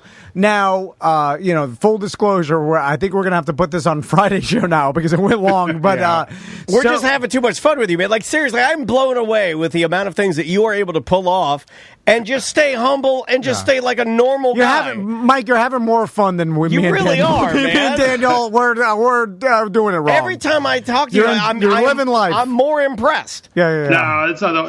This is very stressful. No, I know. I get you. Though. But I have a good you're doing it, man. You're doing it. But this is a passion, and you've been doing it for 27 years, and it's super cool. And everybody should check it out. I'm going to be watching it later. I'm going to watch the races with my sons. Yeah, why wouldn't you? Hey, yeah, there's a great hobby shop man in town, Michael's RC Hobbies. He's somewhere around you guys, and I've been there. He's in a mall somewhere, and he's a great kid. He's been racing with me for 27 years too. So there's it's fun. It's a good Good dad. Don't go back to it. Sorry. He's going to ask you more questions about an entry-level cars for his sons. Go to the weather. Go to the weather. Tracks, this is great. Mike, if we call you in like a couple of weeks, can we do half RC cars again and half weather? Because I think by that time Tom will have some. I just want to know if there's some old school guy that still brings his two-stroke Doyle Brunson. his black smoke, because they used to, battery-powered and electric motors weren't very good in like the 80s and 90s, so everything was gas-powered. I remember my neighbor had a gas-powered two-stroke RC car, and it was ridiculous, but it was loud as like balls. A Harley. Yeah. Anyway. I remember trying to start one of them, man. I sat out there with my dad's. They had little strings, like a string thing, like a little dragster. And I'd sit out there for hours trying to get it, changing glow plugs. And I'm like, the thrill you got when it started, Yeah, like, because it run one time, and then a bad gas, the ethanol, and the gas gunk up a micro carburetor. It was ridiculous. Anyway, Mike, so weather. Yeah, man. Super Bowl. I text you. I spotted this now. Unfortunately, if you were part of my gambling page, because I saw this on Tuesday, and I was telling everybody, I was like, bet under. Like, it looks like there could be weather. The total's high at 56.5. And if there is Looks weather, like there could be weather. Well, here's the problem. As soon as there's confirmation, then everybody starts betting it down anyway. So you're not going to get any sort of edge. And unfortunately, if especially if people are listening on Friday, you're looking at this. It looks like there's going to be a front coming in, rain, some wind, and not that makes a gigantic difference with numbers, but it does do something. Especially with the total like 56. It was 56.5 as of today, which was Wednesday as we record. It went down to 56, and there's juice on the under. It's minus 120 now. It was 56.5 minus 105. That was the best odds. I jumped on that early. Anyway, Mike, what does it look like weather-wise for the Super Bowl this year? Well, we have a front coming Friday, and it looks like it stalls south of Florida, and it's going to back up Sunday. So, Sunday morning definitely looks juicy across most of the peninsula. But there's another push coming that's going to shove the front back through. So it just looks right at game time is the big question mark. It could get out of here, an hour or two before coin toss. The good news is we're not seeing that Arctic air come in behind, because if this front backs up, it's going to be more of a warm front situation on Sunday. So that big blast of cold air doesn't look like it's going to happen. Because at one time it looked like 30, 40, 50 mile an hour winds even in like Arctic air, but we're not seeing that. So I think the biggest threat's going to be drizzling rains up to kickoff, and then slowly it's going to push itself south of Tampa Bay. All the latest models here on Wednesday, these fronts typically push through quicker than the models show. So I still think it's going to be out of here, maybe early afternoon, right before game time. Okay, so that's kind of where the lean is. I've been getting a hunch, like it's going to be raining in the morning, but it's going to eventually push itself through. It's going to be really close to game time. All right, well, if you listen to that, then that means maybe people will start betting the total down low, and then you go back and bet it high again because people are thinking it's rain, and then it's not. Perfect weather. Juice on the under. So, anyway, it's hard. Mike, and for those, like, weather apps, like anybody that has a weather app on their phone, it just, because I check it all the time when I want to go boating, and it seems like it's all over the place, and I'm like, is this just a computer algorithm? And that's all totally, it is, right? 100%. It Why sucks don't you for just Florida text because Mike? Well, they go off these mesoscale models, they call them, and they don't tell you morning or night either. Like, you'll see 50%, and Sunday it's going to rain, but they don't tell you when. That's what sucks. Everybody's just seeing 50, 60% chance of rain on Sunday. They're not seeing it's going to be out of here, by 3, 4, 5 o'clock, hopefully. So that's where the weather apps kind of get screwy. Is you don't get an idea of the real story of is it only going to be 10 minutes of rain? Is it going to be an all day rain? When's it going to rain? Those are things you got to really look at these models and see that the rain is pushing through, and what it looks like it's going to be out of here just in time for for kickoff. You know, Sam, if Tom says that we already know Tom is texting Mike for just random betting advice. Probably not good to encourage him to text Mike for just random weather advice. Every morning. Hey, my son, I woke up, I don't want to talk to Alexa, and I damn sure I'm not going outside. What's it like out there, Mike? Every morning. My daughter does the same thing. I'm like, damn it, just look at your phone. Go outside, for Christ's sake. I mean, open the door. Yeah. Mike, it's great talking to you. Again, snowboard. Oh, God damn it. We'll go to snowboardfun.mike. Snowbirdnationals.com. Who are we talking to? Quick. Who are we talking to? Mike from Mike's Weather Page. Oh, I thought you were going to get that wrong. I know. That was a CTE test. It was a test. Mike, take it easy. Have fun. And I know these events are super stressful to set up. So, he doesn't look stressful. I know. This year sucks because, like I said, my wife isn't doing good, so I'm kind of playing Mr. Mom in my cruise over there working it. Well, for 27 years, they got it figured out. Well, we hope that the lady behind Mike's weather page feels better. Please give her some love from us, man, and we'll talk to you soon, okay? Yeah. All right, guys. All right. Thanks for having me. Take care, man. See ya. See you, Mike. That is our friend Mike from Mike's weather page. All right. He's a good guy, man. He's a great guy. It's I like events like this. How did we not know that? I don't know. I saw it in an email, and then I have never saw it in an email. I've never just ignored it. No, I just didn't. What email? It said Phil. Phil, who's Phil? Phil's Mike's partner. He said, "Hey, Mike's busy with the Snowbird Nationals," and then I was like, "Oh yeah," because that's what I always do. And then I pretend to know what Just that like means. when I say, "Hey, I got to go somewhere to do the thing," and you're like, "Yeah," and then I leave, and you're like, "Where's Daniel?" Yeah, I don't. Someone tell You me. don't listen. I don't listen or anything. Yeah. And then I assume It's the or anything that really scares me. It's not that I don't listen. It's that I don't listen or anything. I thought it actually had to something. It was like a skiing race that he was at up north. Snowboard Nationals. And I didn't even bother to Google search. One simple Google search, and I went. Google. Are you all right? God, we're both having a hard time today. You guys are having a hard time today. We are, because he Just said the two of you in studio. He said Google, and I was like, yes, absolutely Google. You don't use Google? I'm the Google. It's better than Google. I'm the king of Google. It's the right wing Google. Yeah, it is. Oh my They God! give me the info I want to know. You want me to give you a little bit of Clubhouse? The Jenna Banana? You want to give me a Clubhouse? Don't give it. I'll go to Clubhouse. Let's see what's happening on Clubhouse. Hold on, I'm going to show you. Making the best of breast cancer. Here's one. Here's one. Stacey Abrams was nominated for the Nobel Peace Prize for expanding voter. See, that's just people talking. That's all it is. Okay. Oh, I can't turn it off now. Oh God, that's miserable. I don't want to hear anybody talking. I don't want to hear myself. It's just you go into different rooms and people are like just giving you the news, saying all the things that are happening. They're like, oh, he's putting Obamacare back at the knuckleheads at the cap, and I'm just like, why do I need that? Yeah, why do you need that? No one needs that.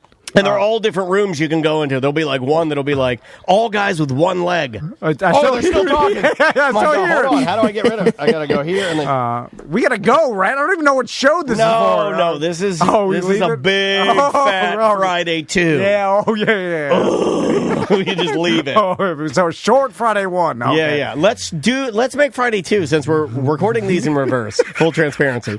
Let's make Friday 2. As long as we possibly can, and then when we go to Friday 1, give them the bye-bye up front. It's an upfront. No one's ever done an upfront bye-bye. But then no one will listen to the number 2 with Michael. No, they won't know what's happening. Matter. So we start the show, and we're like, so we come back, right? But we're really starting when we come back. Okay, yeah. Because of the way that you're recording it. Yeah. So then we start, and then I go, welcome to a Corporate Time with Tom and Dan. I'm Dan. Tom. Bye-bye. And then commercials. Okay. Right? Then commercials. Then we come back. Then Mike. We don't care enough about you to know that you race and then you say that it's going to be aired on Thursday, but it's not. It's not. Right. I'm killing Daniel and Samantha. I'm actually okay now because I've just decided to stop drinking and only smoke weed because everybody around me is insane. Everyone, including you, Sam. Just start tooting during recording. I'm not tooting during recordings. I can't do that because I can't function. When I get home, though, I smoke so much marijuana that I can't function because you guys are you are driving me insane. But it's kind of fun. Like Daniel's so many times, he's like, "Please stop changing the order of these. It's driving me insane. You don't understand." But you know what? I'm like, "You got it." And then every single time, I'm like, I go too long. So this is Friday 2, 1, 2, 3. So then I'm Thursday 1, Thursday 2. So then I'm sitting here saying that I just slowly, my hands are shaking. I just slowly take my headphones off. I just go to Google and I type in, "How do you kill yourself?" I say, "How do you kill yourself, Google?" And you don't know. Oh, lots of them involve horns. The Google. And all they do is tell me to go out and buy myself a pink handgun and carry it everywhere I go. Hello.